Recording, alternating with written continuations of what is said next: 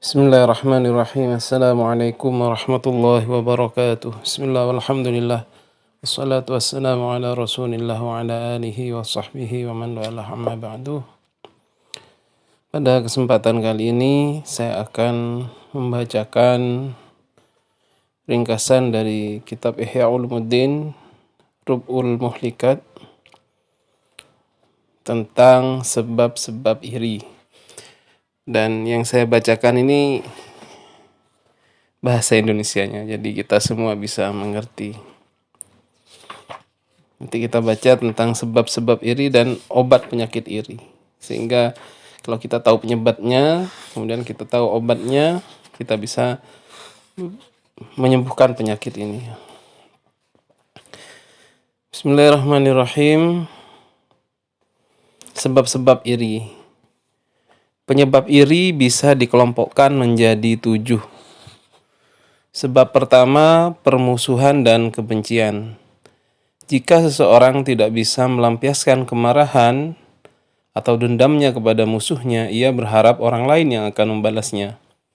Barangkali harapan itu dikarenakan ia merasa mempunyai kedudukan yang mulia di sisi Allah dan tidak senang jika musuhnya mendapatkan suatu nikmat.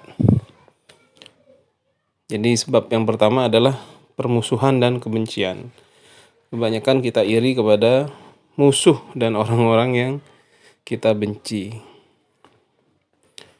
Sebab kedua, perasaan lebih tinggi, yaitu perasaan tidak nyaman apabila ada orang yang menyombongkan diri terhadapnya. Jadi kita merasa lebih tinggi dari orang, sehingga kita iri kalau misalkan dia mendapatkan nikmat, karena kita tidak bisa lagi sombong. Sebab ketiga, kesombongan. Apabila orang lain mendapatkan suatu nikmat, orang yang sombong khawatir tidak bisa lagi menyombongkan diri kepada orang tersebut. Ya, hampir sama, ya. Tapi ini spesifik ke kesombongan. Kalau ada benih-benih kesombongan pada diri seseorang, dan orang lain mendapatkan nikmat, dia cenderung iri, ya. Kenapa? Takut tidak bisa sombong lagi. Dari sombong akhirnya melahirkan iri. Kesombongan dan perasaan lebih tinggi adalah penyebab iri hati sebagian besar orang-orang kafir terhadap Rasulullah SAW. Orang-orang kafir mengatakan mengapa Al-Quran ini tidak diturunkan kepada orang besar, yaitu kaya raya dan pengaruh dari kaya dan berpengaruh dari salah satu dari dua negeri ini, yaitu Mekah dan Taif. Quran Surah Az-Zukhruf ayat 43. Mereka juga mempertanyakan, orang-orang semacam inikah di antara kita yang diberi anugerah oleh Allah?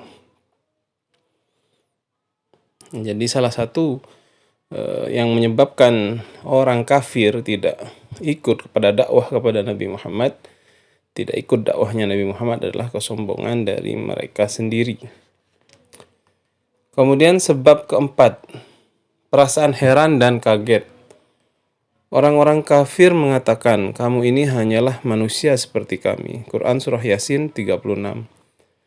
Apakah pantas kita percaya kepada dua orang manusia seperti kita? Ayat Surah Al-Mu'minun ayat 47. Sungguh jika kamu menaati manusia seperti kamu, niscaya kamu rugi. Al-Mu'minun ayat 34. Mereka kaget ada seorang manusia seperti mereka mendapat anugerah menjadi utusan Tuhan. Mereka pun iri kepadanya, seraya mengatakan, mengapa Allah mengutus seorang menjadi Rasul? Surah Al-Isra ayat 94. Allah pun balik bertanya, dan herankah kamu bahwa ada peringatan yang datang dari Tuhanmu melalui seorang laki-laki dari kalanganmu sendiri? Surah Al-A'raf 63. Itu tadi, ya. Jadi kaget juga bisa menyebabkan penyakit iri. Dan sudah disampaikan tadi contohnya dari ayat-ayat Al-Quran, dari terjemahannya. Kemudian sebab yang kelima, takut kehilangan sesuatu yang diinginkan. Sebab ini hanya terjadi di antara orang-orang yang bersaing merebutkan suatu tujuan yang sama. Karena itulah, sesama istri dari seorang lelaki sesama murid dari seorang guru, para pembantu dan orang-orang kepercayaan seorang raja, dan para mubaligh saling iri satu sama lain. Sesama saudara pun berebut hati kedua orang tua mereka karena hal ini. Jadi takut kehilangan sesuatu yang diinginkan. Mencari perhatian dari seorang suami, mencari tempat di sisi seorang guru, seorang pembantu, mencari tempat di sisi seorang tuannya atau rajanya. Kemudian para mubaligh saling iri antara satu dan yang lainnya karena takut kehilangan sesuatu yang diinginkan itu. Biasanya keinginan kalau yang menyebabkan iri ini bersifat duniawi, misalkan suatu kedudukan tertentu di mata manusia. Kemudian sebab keenam, cinta kedudukan dan kepemimpinan. Misalnya seorang ingin menjadi seorang seniman yang tak tertandingi, maka apabila ia mendengar ada orang lain yang lebih hebat daripada dirinya, ia tidak senang dan berharap hilangnya nikmat dari pesaingnya itu. Sebab ia khawatir tujuannya menjadi pemimpin dalam bidangnya gagal. Para ulama Yahudi mengingkari kenabian Muhammad SAW juga karena mereka takut kepemimpinan mereka digantikan oleh beliau. Ya. Takut hilang kedudukan atau kepemimpinannya menyebabkan juga iri. Kemudian sebab yang ketujuh, jiwa yang kotor dan kikir. Engkau bisa menemukan orang yang apabila disebut di depannya bahwa sekelompok orang mengalami kesusahan atau kegagalan, ia justru senang. Orang seperti ini biasanya senang apabila orang lain berada di belakangnya dan ia pun berlaku kikir terhadap orang lain. Tidak ada hal apapun yang menjadi penyebabnya kecuali memang jiwanya kotor dan tabiatnya hina. Cara menyembuhkannya sangat sulit. Nah, ini orang yang suka orang lain dalam kegagalan, kesusahan, malah dia senang. Ini bahaya orang seperti ini. Iri hati banyak terjadi di antara suatu kaum yang memiliki banyak penyebab iri.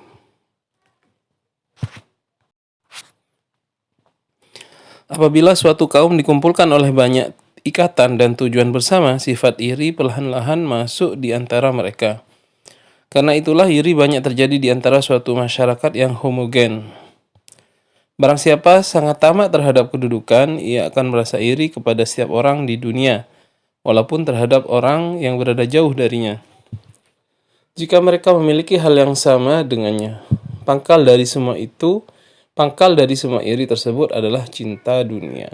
Jadi tidak mengharap akhirat, tapi orang yang cinta dunia ini dikatakan di sini adalah pangkal dari semua iri. Sesuatu yang membuat sesak orang-orang yang bersaing memperebutkannya. Adapun perkara akhirat tidak ada yang membuat sesak. Contohnya adalah kenikmatan ilmu.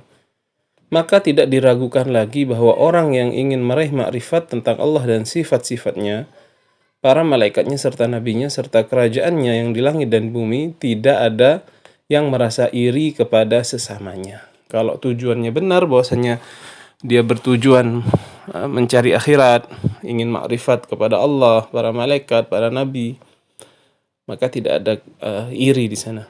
Kenapa? Sebab ilmu makrifat tidak membuat sesak dada orang yang menguasainya, tidak membuat sakit, ya. Tidak seperti orang yang mengejar kedudukan dan dunia.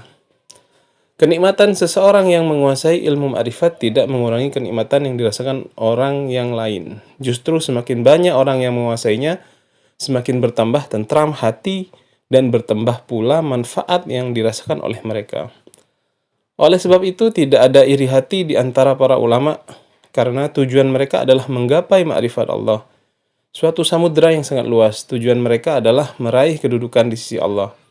Sementara di sisi Allah tidak ada kesempitan sama sekali. Namun, apabila tujuan para ulama dengan ilmu mereka adalah harta dan kedudukan, niscaya mereka akan saling merasa iri. Sebab harta adalah benda kasat mata. Apabila benda itu jatuh ke tangan seseorang, tangan orang lain menjadi kosong. Sebaliknya, apabila hati seseorang dipenuhi rasa senang dengan makrifat kepada Allah, hal itu tidak menghalangi orang hal itu tidak menghalangi hati orang lain untuk dipenuhi dengan makrifat yang sama. Siapa yang membiasakan diri merenungkan keagungan dan kebesaran Allah serta kerajaannya yang ada di langit dan di bumi, hal itu menjadi nikmat yang lebih lezat baginya daripada semua kenikmatan. Kenikmatan itu tidak akan terhalang dan direbut oleh siapapun. Karenanya, di hatinya tidak akan ada perasaan iri kepada siapapun. Sesungguhnya kenikmatan dan surga orang-orang yang arif, yaitu orang yang memperoleh ilmu ma'rifat, adalah ma'rifatnya atau pengetahuannya kepada Allah yang merupakan sifat zatnya. Ia tidak akan musnah dan terus bertambah. Ruh dan hati orang arif senantiasa menyantap buah-buahan yang tak pernah habis dan tak terlarang untuk dipetik. Bahkan mudah sekali untuk memetiknya. Dan seandainya ditakdirkan ada banyak orang arif, mereka tidak akan saling merasa iri. Keadaan mereka seperti yang difirmankan Tuhan semesta alam, dan kami lenyapkan segala rasa dendam yang ada di hati mereka. Mereka merasa bersaudara dan duduk berhadap-hadapan di atas dipan-dipan. Quran Surah Al-Hijr ayat 47. Kenikmatan ilmu makrifat hanya bisa didapatkan oleh orang-orang yang tidak pernah dilalaikan dari mengingat Allah oleh perdagangan dan jual beli. Hanya mereka yang rindu pada makrifat kepada Allah, sebab kerinduan hanya terjadi setelah merasakan atau dzauq. Siapa yang belum merasakan, ia belum mengenali. Siapa yang belum mengenali, ia belum merindui. Siapa belum merindui, ia belum mencari. Siapa belum mencari, ia belum mendapatkan. Dan siapa yang belum mendapatkan, ia merasa ia bersama orang yang terhalang. Dan siapa yang berpaling dari pengajaran Allah yang Maha Pengasih, Al-Quran, kami biarkan setan menyesatkannya dan menjadi teman karibnya. Quran Surah Zukhruf ayat 36. Kemudian kita langsung masuk bagaimana mengobati penyakit iri ya. Bagaimana mengobati penyakit iri? Penyakit iri sangat berbahaya karena bisa menghabiskan semua amal-amal kita. Obat penyakit iri. Penyakit-penyakit hati hanya bisa disembuhkan dengan ilmu dan amal. Ilmu yang bermanfaat untuk menyembuhkan penyakit iri adalah dengan mengetahui bahwa iri membuatmu merugi, baik di dunia maupun di akhirat. Sementara orang yang kau cemburui tidak sedikit pun merugi karena dirimu.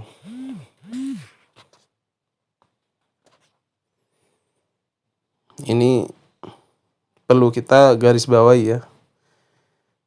Yang rugi adalah orang yang iri, sedangkan orang yang engkau cemburui tidak sedikit pun merugi.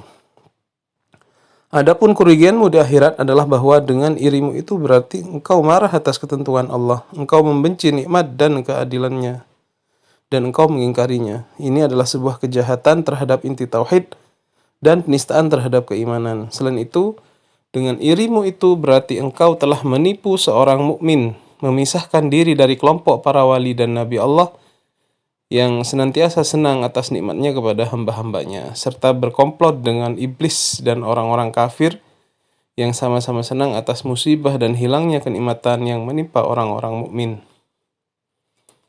Sedangkan kerugianmu di dunia adalah engkau menjadi sakit, tersiksa, dan senantiasa resah karena irimu, padahal Allah tidak akan menghilangkan nikmat yang Dia limpahkan kepada musuh-musuhmu walaupun engkau tersiksa dan sakit karenanya. Kesedihan dan kegelisahan yang menimpamu adalah hal yang diinginkan musuhmu. Engkau ingin musibah menimpanya, tapi justru musibah itu, yaitu perasaan sedih dan tersiksa, datang kepadamu, dan nikmat Allah tidak juga menghilang darinya. Bagaimana engkau ini? Engkau kan tahu betapa pedih siksa Allah di akhirat terhadap orang yang iri. Mungkin engkau akan mengatakan, seandainya nikmat bisa hilang karena ada yang iri, sungguh ini merupakan puncak kedunguan. Engkau tentu tidak lepas dari musuh yang juga iri kepadamu. Seandainya nikmat bisa hilang karena ada orang lain yang iri, tidak akan tersisa suatu nikmat pun padamu dan juga pada semua makhluk.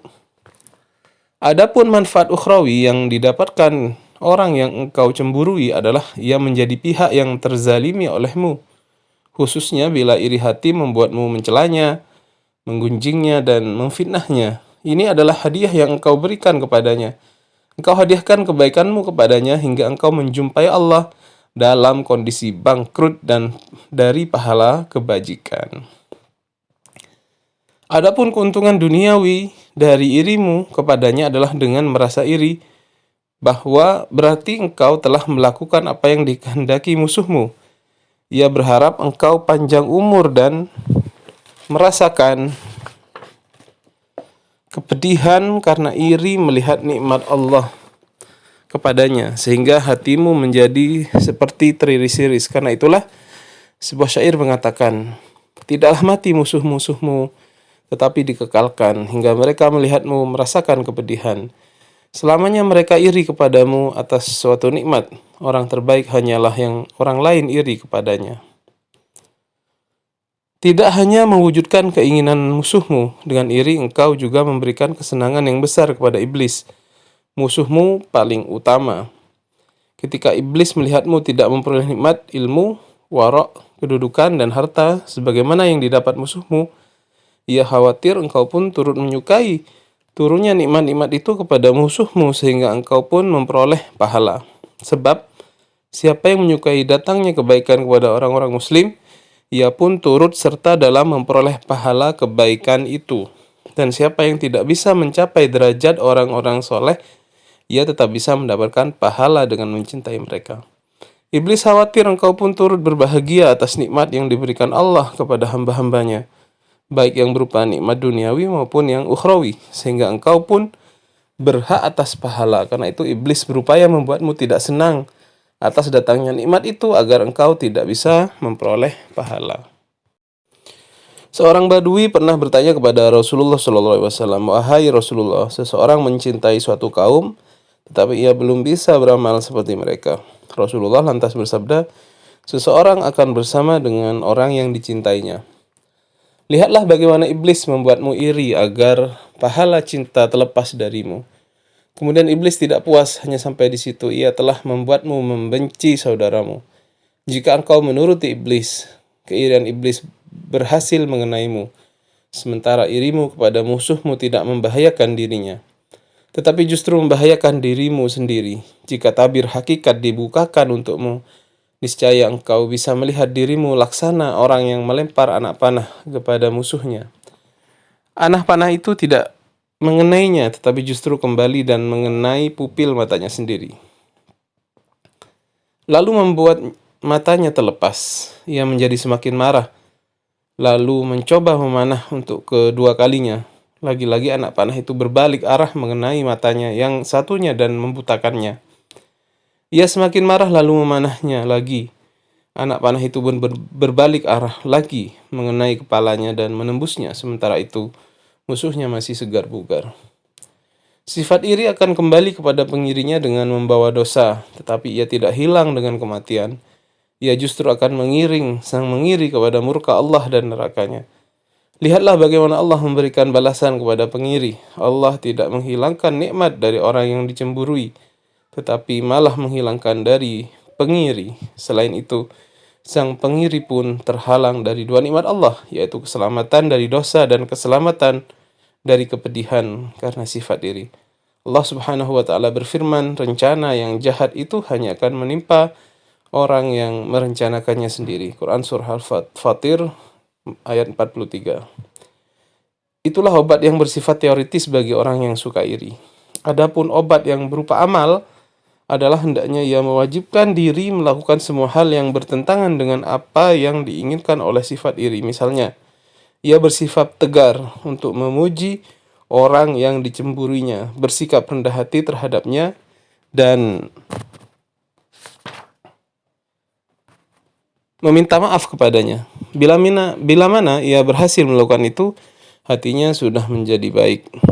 Janganlah sekali-sekali ia tunduk oleh bujukan setan yang selalu mengatakan apabila engkau bersikap rendah hati kepadanya dan memujinya, hal itu akan membuatmu menjadi lemah, munafik, dan penakut. Itu adalah sifat-sifat yang tercela. Itu adalah tipu daya setan. Berbahasa basi meskipun dipaksakan justru bisa meruntuhkan tembok permusuhan di antara dua belah pihak, mengurangi dampaknya, dan menjadikan hati menjadi lunak. Selain itu, Basa-basi bisa membuatmu beristirahat dari pedihnya iri hati dan gundahnya permusuhan. Jadi itulah obat untuk iri hati. Obat tersebut sangat mujarab tetapi sangat pahit bagi hati. Namun kemujaraban terletak pada obat yang pahit. Siapa yang tidak mau bersabar atas pahitnya obat, ia tidak akan merasakan manisnya kesembuhan. Obat yang lebih terperinci untuk penyakit iri adalah dengan meneliti sebab-sebabnya, lalu mencabut semua sebab itu beserta akar-akarnya. Sebab-sebab itulah yang menjadi bahan dasar sifat iri. Maka, jika bahan dasar itu tidak dimusnahkan, iri hanya bisa ditenangkan dan dipadamkan. Ia akan kembali lagi dan semakin lama semakin sulit untuk menenangkannya. Selama seseorang masih menyukai kedudukan, niscaya ia tetap merasa iri terhadap orang yang mempunyai martabat dan kedudukan.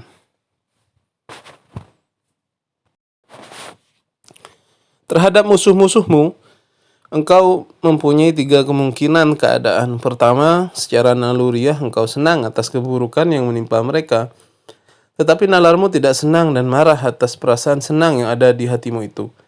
Engkau berharap lebih senang seandainya engkau bisa melenyapkan perasaan senang atas keburukan yang menimpa mereka.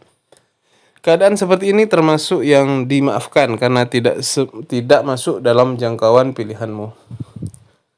Kedua, engkau benar-benar senang atas keburukan yang menimpa mereka, lalu menampakkan kesenangan itu lewat lisan maupun anggota badan. Inilah iri yang secara tegas dilarang. Ketiga, engkau berada di antara kedua kondisi di atas. Engkau merasa iri kepada mereka, tetapi nalarmu tidak memarahi hatimu atas sikap iri tersebut. Meskipun begitu, engkau berhasil menghindarkan anggota tubuhmu dari dosa yang diakibatkan oleh perasaan iri tersebut. Mengenai kondisi ketiga ini, terjadi perbedaan pendapat soal hukumnya. Namun, pendapat yang tampak lebih kuat adalah bahwa pada kondisi ini juga terdapat dosa sesuai kadar kekuatan senang yang menyelimuti seorang pengiri. Allah Subhanahu wa Ta'ala Maha mengetahui. Segala puji baginya, Tuhan semesta alam, cukuplah dia bagi kita dan dialah sebaik-baik penolong. Alhamdulillah, kita sudah membaca sebab-sebab iri dan cara mengobatinya. Semoga kita bisa terhindar dari penyakit ini, penyakit hati ya. Karena orang yang iri itu hanya merugikan dirinya sendiri. Dan kita sudah tadi dikasih tahu obatnya ya. Misalkan dengan menyapa orang yang kita iri, mengucapkan selamat, atau minta maaf, atau kita bertawaduk kepada dia, agar kita menghinakan setan dengan hal itu. Baik, terima kasih. Kita cukupkan sekian. Mudah-mudahan bermanfaat. Kita lanjutkan pada pembahasan yang lain.